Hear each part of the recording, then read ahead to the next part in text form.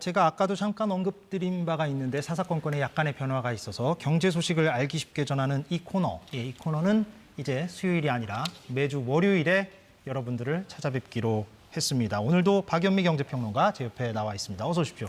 안녕하세요. 네. 자, 전세 얘기를 오늘 해보는데 네. 전세 사기도 지금 여전히 피해자들은 울분을 토로하고 있고, 근데 최근에는 깡통 전세다, 또 깡통 전세가 어제 오늘 얘기는 아닙니다만 역전세 난 얘기도 나오고 있고, 지금 전체적으로 전세와 관련돼서 불안한 이야기들이 너무 많은 것 같아서 이걸 좀 정리를 해주신다고요? 네, 그렇습니다. 일단 개념이 좀 복잡한데 깡통 전세는 뭐고 역전세는 뭐냐, 이거부터 정리를 좀 해볼까요? 깡통 전세는 우리가 흔히 속에 아무것도 들어있지 않고 빈 깡통이다 이런 표현 쓰잖아요. 깡통 전세라는 건 전세금 대비해서 매매가가 전세금에도 못 미친다 할 때, 내가 예를 들어서 전세로 들어갈 때 3억 5천에 들어갔는데 이 집 팔려고 내놓으면 3억도 못 받는다. 그러면 이 집은 이미 깡통 전세에 해당하는 그런 주택이 된다. 이렇게 보시면 되겠고, 전세난이라고 하면 전세를 구할 때 전셋집 구하기가 어렵다 이런 상황인데요. 역전세난이라고 하면 집주인들이 어디 전세 들어오실 분 없나요? 구하러 다닌다 이런 뜻입니다. 전세금이 지난 2년 사이에 뚝 떨어져서 지금 같은 가격으로 들어올 세입자를 추가로 구하기 어렵다. 그리고 하반기 들어서는 그런 세입자를 추가로 구하기가 더 어려워질 거다. 이런 상황이 예상된다. 지금의 상황이 그렇습니다. 그러니까 역전세 나는 2년 계약을 보통 하는데 2년 만에 그 전세 가격이 꽤 떨어져서 지금 세입자를 구해도 그 보증금을 돌려주는 데 있어서 모자라다 이 얘기죠. 그렇습니다. 그게 이제 역전세는 아니고. 그래서 지금 언론에서 계속 보도가 그렇게 되고 있는데 깡통 전세와 역전세가 지금 얼마나 통계적으로 잡히고 있느냐? 네. 이건 지금 어떻습니까? 위험 가구 비중을 보면요. 깡통 전세, 그러니까 전세금 대비 매매가가 전세금에도 못 미치는 그런 가구를 통계로 보면 2022년 1월 기준으로 이게 전체 가구의 한 2.8% 정도 됐습니다. 가구 수로 따진다면 6만 호 미만이었는데 1년 사이에 이게 8% 위로 올라갔죠. 16만 호를 넘어선 그런 상황입니다. 불과 1년 사이에 한 3배 정도로 늘어났는데 역전세 위험 가구의 비중도 굉장히 많이 올라갔습니다. 2022년 1월 기준으로 하면 전체 가구의 한 26% 정도가 역전세 위험이 있는 가구로 분류가 됩니다. 가구 수로 치면 52만 가구 정도가 되는데요. 2023년 4월을 기준으로 본다면 전체의 한 52.4% 정도. 절반이네요. 그렇습니다. 전체 절반 정도 되죠. 가구 수로 따진다면 100만 가구를 넘어서서 이것도 1년 사이에 2배 정도로 늘어났으니까 요 하반기에 입주 물량이 더 늘어나게 되거든요. 그렇다면은 이 상황이 더 심각해질 수 있다. 이런 전망이 나옵니다. 왜 저렇게 늘었는가? 그 원인 부분은 어떻게 분석을 할 수가 있는 겁니까? 일단 가장 큰 건 집값이 떨어졌습니다. 집값이 떨어졌다는 건 집값 대비해서 받을 수 있는 전세금도 하락한다. 이렇게 볼 수 있는데요. 서울의 중위 전세금 가격, 이걸 통해서 우리가 유추해 볼 수 있는 가격들이 있는데, 일단 서울 아파트의 전세 가격 중위값이라는 건 전체 평균 가격이 아니고요. 서울의 아파트 전세를 1등부터 가장 낮은 가격까지 쭉 한 줄로 세웠을 때 딱 중간에 있는 가격이 얼마냐.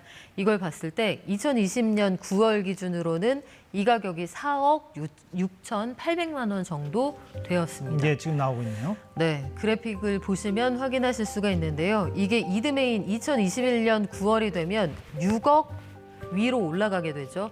이때가 전세 가격이 사상 최고치로 올라갔던 그 해입니다. 그러면 2021년 9월에 전세로 들어갔다라면 최고가로 전세 계약을 체결을 하신 거잖아요.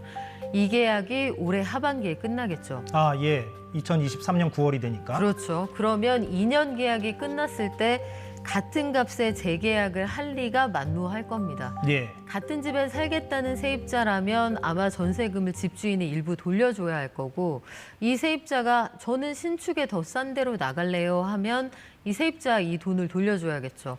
그러면 이 돈에 들어오겠다는 사람이 없을 테니까 차액만큼 집주인이 돌려줘야 할 텐데 몇 억씩 쟁겨두고 사는 집주인이 많지 않을 거란 말이에요.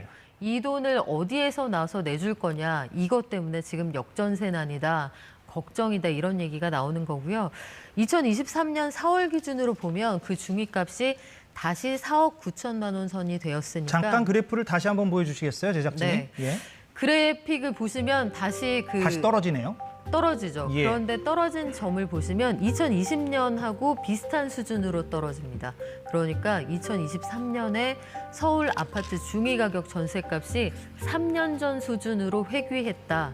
그러면 그 사이에 올랐던 가격만큼 전세금을 올려받았던 집주인들이 차액을 어디선가 메워서 내줘야 하는 상황이 됐다. 이렇게 보셔야 됩니다. 상황이 이해가 됩니다. 네. 그래서 세입자들은 혹시 내가 보증금을 못 돌려받는 거 아니야? 이렇게 이제 불안해하실 수가 있잖아요. 그래서 최근에 임차권 등기 이게 이제 많아졌다고. 이건 어떤 개념입니까? 임차권 등기는 간단하게 설명을 드리면 내가 이제 계약이 끝나서 나가야 되는데 집주인이 저런 여러 가지 사정 때문에 돈을 제때 못 돌려주는 거죠. 하지만 그 집에는 여러 가지 사유로 더 이상 살 수가 없게 되고 집주인이 내 보증금뿐만 아니라 금융기관에서도 돈을 빌렸는데 갚지 못한다라면 집이 소위 경매로 넘어가지 않겠습니까? 그러면 그 집에는 더 이상 살 수 없는데 나는 보증금을 받아야겠고 이때 사정이 이러저러하게 되었다 법원에 알리게 되면 이사는 가도 그 집에 실제로 거주할 때와 같은 대항력을 확보할 수가 있습니다. 권리를 준다. 그렇죠. 그게 임차권 등기인데요. 그때 그 집에 실제로 거주할 때와 똑같은 대항력을 가질 수 있도록 하고 경매로 집이 넘어간다고 해도 우선 변제권을 확보할 수 있도록 인정해 주는 게 임차권 등기인데 예. 최근 들어서 이 임차권 등기 사례가 굉장히 많이 늘었습니다. 실제로 그런 집들이 많다는 뜻인데요. 이게 2010년부터 관련 통계 조사가 시작이 되었는데 이게 올해 들어서 보면 3,666건, 올해 5월 기준으로 보면 통계 작성 이후에 사상 최고치까지 올라가 있고 예. 1년 전 같은 달하고 비교를 해보면 드라마틱하게 숫자가 늘어났습니다. 1년 전 같은 달에 765건이었으니까 1년 사이에 증가폭이 300%가 넘어섰죠. 그러니까 1년 사이에 집값 반등, 집값 하락 이런 것들이 시장에 얼마나 영향을 미치고 있느냐 이걸 통해 확인할 수가 있습니다. 저 임차권 등기는 그런 안 좋은 상황이 발생하기 전에도 할 수 있는 겁니까, 신청을? 아니요. 계약이 끝났는데 보증금을 못 받으시면 그때 법원에 신청을 하실 수가 있고요. 그런 상황이 발생하고 나서. 그렇죠. 예. 그래서 이걸 지역별로 보시면 강서구, 부천, 인천, 미추홀 이쪽이 가장 많은 지역입니다. 우리가 전세 사기 하면 딱 대표적으로 떠오르는 그 지역들이죠. 사고가 난 지역에서 저 신청도 많다 이거고. 그렇습니다. 예. 근데 이제 올 하반기가 문제가 심각하다는 얘기는 아까 잠깐 설명을 해주셨어요. 네. 그러니까 2년 단위로 우리가 계약을 하는데 아까 그래프가 이렇게 올라갔다가 떨어졌는데 그 최고점에 계약하신 분들, 그 임차인들, 네. 이제 올해 이제 하반기에 정말 문제가 더 심각해지는 거 아닙니까, 그러면? 그렇죠. 그 예. 최고점에서 계약하셨던 분들 돈을 내줘야 하는 시점이기도 하고 그러니까요. 엎친 데 덮친 것이 올해 여름을 기점으로 해서 입주 물량이 대폭 늘어납니다. 강남의 소위 상급지, 사람들이 가고 싶어하는 지역이라고 하는 뭐 개포, 반포 이 지역에서도 전세 입주 물량이 크게 늘어나거든요. 공급이 많아진다. 그렇습니다. 그래서 기존의 세입자들이 대거 이동할 수 있는 수요도 많아지고요. 그래서 대표적으로 반포의 그 신축 단지의 경우에는 같은 단지 안에서도 동일 평형의 단지 조망은 차이가 납니다만 동일 평형의 같은 아파트인데도 전세 가격이 7억 원씩 차이가 난다는 거예요. 아, 그래요? 그런 정도로 지금 전세 시장에서 세입자 찾기가 거의 전쟁입니다.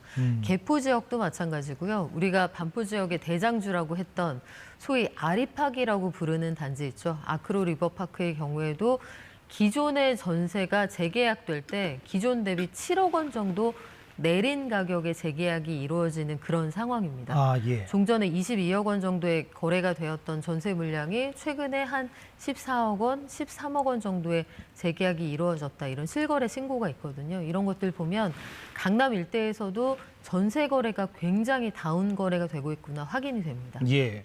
그러면 이런 상황에서 역전세난이 지금 심화되고 있는 상황에서 어떤 대안들 조치를 취할 수가 있는 겁니까? 일단 정부는 급한 불은 꺼야 한다 이런 입장이에요. 그래서 5월 말에 추경호 경제부총리가 들고 나온 카드는 집주인들이 이 갭만큼, 그러니까 올려받았는데 내줄 수 없는 그 가격만큼은 DSR 규제와 무관하게 일단 돈을 좀 빌릴 수 있게 해줘야 하지 않겠느냐.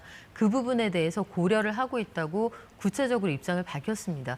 DSR이라는 게 가계부채 관련해서 거의 최종적으로 남아있는 보루인데 이 부분이 어쩔 수 없다. 그러니까 세입자들의 권리 보호를 위해서는 어쩔 수 없이 그 부분에서는 특별히 좀 규제를 해소해야 하는 부분이 있지 않겠느냐. 아마 정부 입장이 그렇게 회귀하는 것으로 보이는데요. 확정은 아닙니까? 그렇게 확정은 아니고요. 예. 일단 어떤 방식으로든 과거에 2008년 세계금융위기 이후에 사용이 되었던 그 정책, 그러니까 전세금 못 돌려주는 집주인들이 추가 대출 받을 수 있게 해줬던 그 정책이 이번에도 한번 쓰일 것으로 보이는데 구체적으로 DSR을 완전히 면해줄지 뭘 어떻게 할지는 세부안이 아직 나오진 않았습니다.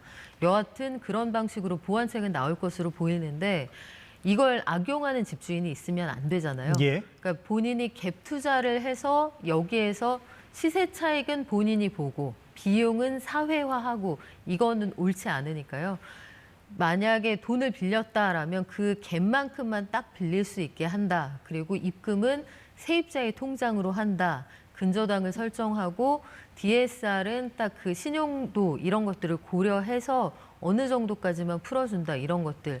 또 시장 논리에 따라서 정확하게 이자를 받는다. 이런 것들이 보장이 되어야 그래야 사회적인 합의가 이루어질 수 있을 것으로 보입니다. 예, 확정은 아니지만 그런 방안들이 지금 뭔가 언론에서 언급되고 있고 네. 방향성이 좀 보인다는 말씀이고 네. 그 DSR의 개념도 물론 매우 많이 나온 개념이지만 잠깐 짚어주신다면 네, DSR은 뭐 간단하게 말씀드려서 예. 본인이 가지고 있는 모든 빚과 본인이 발생시킬 수 있는 모든 소득을 비교해서 내가 가지고 있는 빚이 내가 가지고 있는 소득 대비 몇 %까지 차지하고 있느냐 이걸 따져서요. 예.